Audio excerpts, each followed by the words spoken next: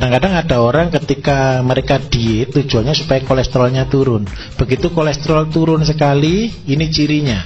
Kalau kolesterol terlalu rendah, kita akan sering menggigil. Saya ulangi, kalau kolesterol kita terlalu rendah, kita sering menggigil.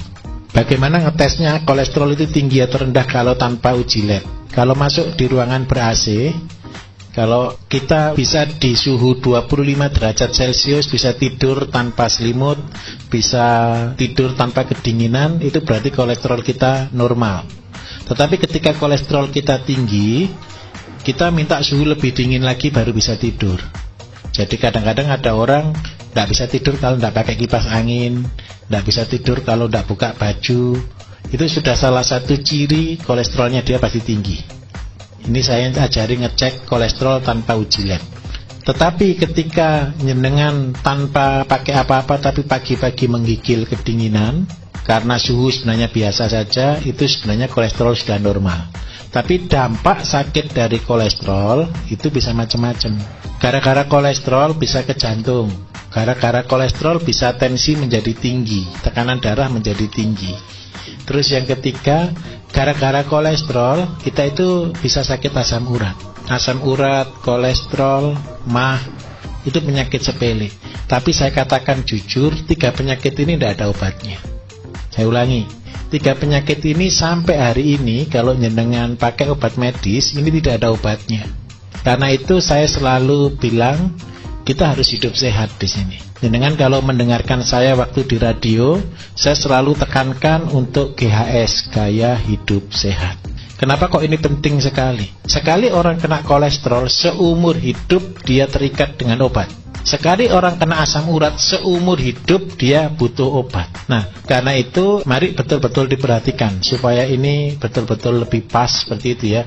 Bagaimana cara mengatasi kolesterol? Yang pertama, yang tidak boleh dimakan kalau kita kena kolesterol adalah yang berlemak. Seluruh lemak itu tidak baik. Ada lemak kaku, ada lemak tidak kaku, ada lemak warna kuning, ada lemak warna putih. Sama-sama tidak baik. Satu-satunya lemak di dunia yang menyehatkan itu lemaknya ikan. Lemak ikan itu adalah lemak yang tidak jahat, tapi itu yang dibutuhkan oleh tubuh. Lemak ikan itu nanti mengandung omega 3 dan omega 7 dan omega 9. Itu ada di lemak ikan. Tetapi kalau lemak-lemak binatang di darat, seperti lemaknya ayam, lemaknya kambing, lemaknya sapi, itu semua adalah racun. Jadi minta tolong kalau beli bakso, kalau bapak ibu mau jual bakso, kalau mau betul-betul niat ingsun untuk betul-betul cari barokah, untuk nolong orang, kalau masak apa-apa lemaknya dibuang saja. Lupa enaknya itu di lemak, ya enaknya di mulut tapi penyakitnya seumur hidup. Betul kan ya? Enak di mulut, betul. Waktu makan tuh enak. Apalagi kalau bakso ada lemaknya mengkilat, timbul-timbul begitu toh. Nikmat sekali. Tapi ingat baik-baik, nikmatnya cuma hari itu, tapi nanti sakitnya seumur hidup. Pilih mana? Karena itu saya nyatakan pilih yang sehat. Nah, jadi hindari lemak. Terus yang kedua, minyak. Minyak kita, ya ini sedih saya sebenarnya. Kita Indonesia ini sangat tergantung dengan minyak. Karena apa? Memang makanan yang digoreng dengan minyak itu jauh lebih gurih daripada direbus ataupun dikukus ataupun dibakar. Tetapi ini triknya supaya kita tetap bisa menggoreng tapi tetap sehat. Jadi kalau menggoreng sesuatu harus sekali pakai. Kenapa kok sekali pakai? Saya kasih tahu Bapak Ibu cara buatnya minyak. Minyak yang kita konsumsi hari ini adalah minyak-minyak dari kelapa sawit. Minyak dari kelapa sawit itu minta maaf, saya kasih tahu ya, bukan dari kelapanya. Dan bukan dari, kalau kelapa itu kan ada sabut, ada batok, ada kelapa, betul ya? Bukan dari kelapa itu. Minyak kelapa sawit yang paling banyak sekarang ini dari janjangnya kelapa sawit. Sabut dan tali benangnya apa janjang. Kalau yang betul-betul minyak yang dari kelapanya itu mahalnya minta ampun. Nggak mungkin nutut kalau kita dijual. Jadi maaf saya katakan, kita ini konsumsi minyak yang paling jelek sekali. Karena itu harus dipanaskan di suhu 750 derajat baru keluar minyak. Suhu 750 derajat itu jenengan masukkan plastik ini masuk hilang. Jenengan masukkan apapun di dalamnya hilang. Itu racun tingkat tinggi. Karena itu kalau kita goreng pakai itu memang hari ini lebih cepat. Jenengan kalau ciri yang sudah tahu minyak kelapa zaman dulu yang hidup sudah di 3 generasi, jenengan bisa membedakan. Keripik zaman dulu dengan keripik zaman sekarang beda. Keripik zaman sekarang itu jauh lebih renyah dibanding dengan yang dulu. Kenapa kok bisa seperti itu? Karena minyaknya yang kita pakai ini minyak pemanasan tingkat tinggi 750 derajat. Kalau jenengan buat minyak kelapa sendiri itu suhunya maksimal cuma 200 derajat Celcius. Nah, apa yang terjadi ketika orang mengkonsumsi minyak dengan suhu tingkat tinggi? Yang pertama, penyakit kanker banyak, kolesterol pasti banyak. Bagaimana caranya aman? Kalau goreng sekali saja buang. Jadi goreng sekali saja buang itu bukan berarti sekali goreng langsung selesai, enggak. Kalau goreng jangan terlalu banyak minyaknya, begitu sudah selesai goreng langsung dibuang. Jangan sudah minyak itu sudah tidak sehat, jangan pakai minyak yang banyak, gorengnya berulang, yang sekarang dipanaskan, besok disimpan, disaring lagi, dipakai masak lagi, terus seperti itu. Jauh dengan cara seperti ini jangan kena sakit yang macam-macam. Pasti yang jelas kolesterol. Kenapa saya sering kali berkata hindari gorengan? Karena apa? Saya belum pernah orang jual gorengan minyaknya sekali pakai, pasti bangkrut. Betul? Karena itu ya minta maaf, saya harus ngomong jujur di atas benar. Jadi itu kenapa saya tidak setuju dengan gorengan.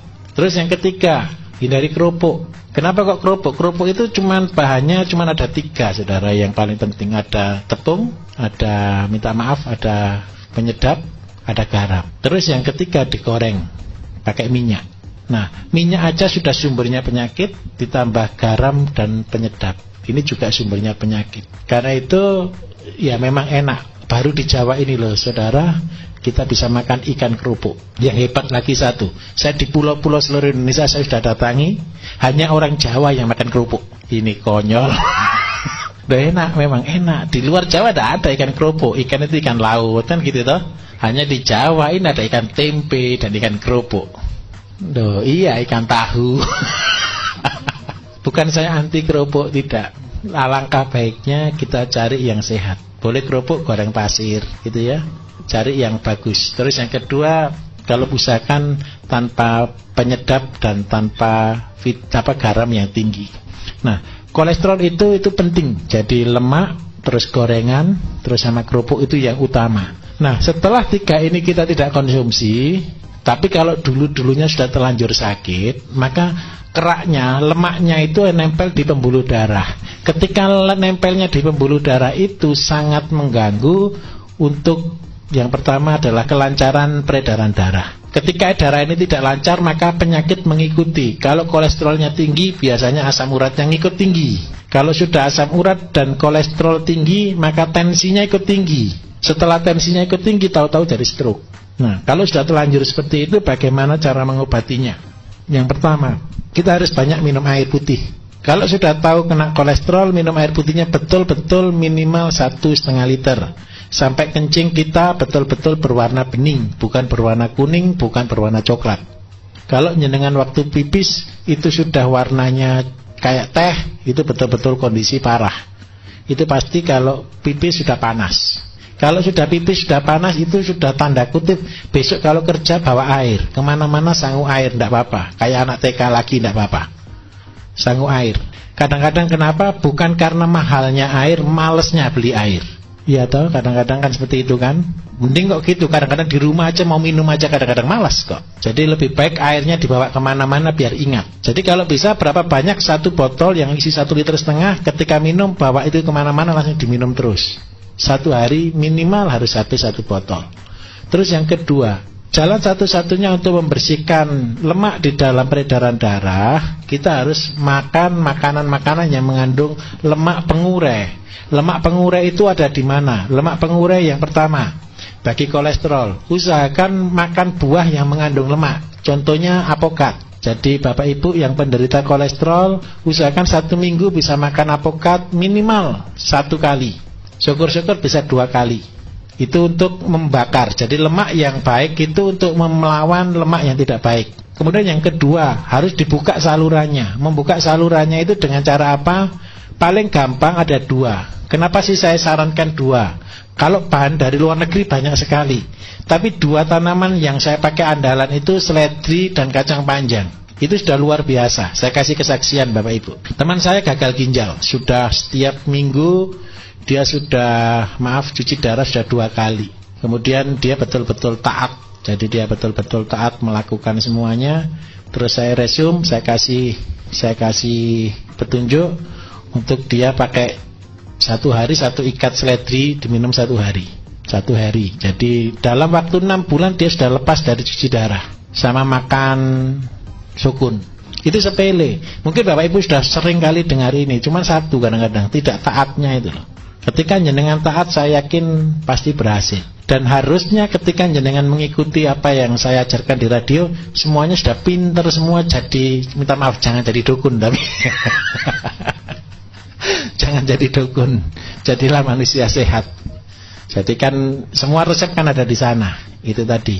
Jadi seledri dan kacang panjang. Apa cirinya? Seledri itu bentuknya pipa, kacang panjang itu bentuknya otot. Jadi kacang panjang itu adalah nutrisinya otot, seledri itu untuk membuka saluran di pembuluh darah. Itu caranya kalau kita menganalisa satu bahan. Ngerti nggih? Seledri kan kayak pipa toh? Itu memperlancar peredaran darah. Jadi jenengan kalau punya bahan macam-macam silakan berkreasi, tidak apa-apa. Oh ini bentuknya kayak otak, oh ini bentuknya kayak hati, oh ini bentuknya kayak pankreas atau kayak empedu, kayak lambung. Silakan boleh berkreasi. Itu caranya seperti itu. Nah, tinggal sekarang nutrisinya untuk otot. Otot itu neuro, saraf itu otot itu digerakkan oleh saraf. Saraf itu neuro ya, neuro ada makanannya sendiri. Apakah makanan saraf? Makanan saraf itu adalah vitamin B1, B6, dan B12. Itu adalah makanan saraf. Makanan saraf yang paling bagus ada di mana? Makanan saraf itu kalau kita beli vitamin B1, B6, B12 itu mahal. Tetapi kalau kita mau murah itu ada di dalam bekatul. Kenapa saya sarankan mesti pakai bekatul, mesti pakai tajin? Karena apa? Disitulah makanan saraf kita. Jadi kalau saraf kita digelontor, dibersihkan, tapi dia tidak ada makanannya, lama untuk koneknya, lama untuk pemulihannya. Nah itu caranya. Jadi sudah jelas kira-kira? Sangat jelas.